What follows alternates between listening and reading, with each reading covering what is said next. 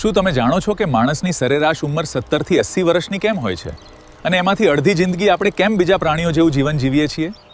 આજે હું તમને ભગવાન અને માણસ વચ્ચે થયેલી એક એવી ગુપ્ત વાત કહીશ, જે સાંભળ્યા પછી તમે તમારી જવાની બગાડવાનું છોડી દેશો.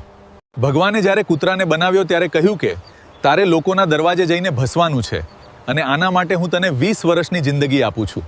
ભગવાન, મારી જિંદગી માટે તો 10 વર્ષ જ બહુ છે. 20 વર્ષ જીવીને હું શું કરીશ?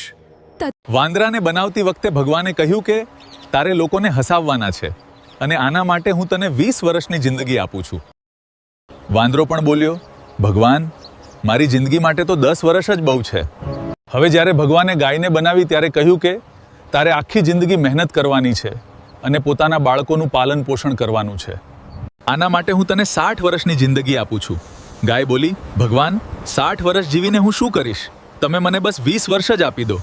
પરંતુ જ્યારે માણસનો વારો આવ્યો ત્યારે ભગવાને કહ્યું કે હું તને 20 વર્ષની જિંદગી આપું છું, જેમાં તારું જે મન ફાવે તે કરજે. ત્યારે માણસે કહ્યું, ભગવાન, 20 વર્ષની આ નાનકડી જિંદગીથી મારું શું થશે?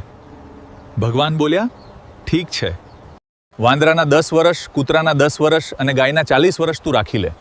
એટલા માટે જ માણસ શરૂઆતના 20 વર્ષ ખૂબ ખાઈ પીવે છે અને મોજ કરે છે.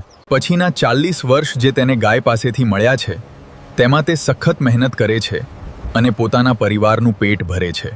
10 વર્ષ જે તેને વાંદરા પાસેથી મળ્યા, તેમાં તે વાંદરાની જેમ પોતાના પૌત્ર પૌત્રીઓને હસાવે છે. અને 10 વર્ષ જે તેને કૂતરા પાસેથી મળ્યા, તેમાં તે ઘડપણમાં કૂતરાની જેમ ઘરના દરવાજા બહાર બેસીને પોતાની જિંદગી કાપે છે. એટલા માટે જિંદગીમાં યાદ રાખજો કે જો આજે આ જવાનીને મજૂરી કે મજાકમાં બગાડી નાખશો તો ઘડપણમાં હેરાન થવું પડશે. શેર કરો આ રીલ તમારા મિત્રોને, જેથી તેઓ પણ સમજી શકે કે જવાની બગાડવા માટે નહીં, પણ મહેનત કરીને કંઈક કરી બતાવવા માટે હોય છે.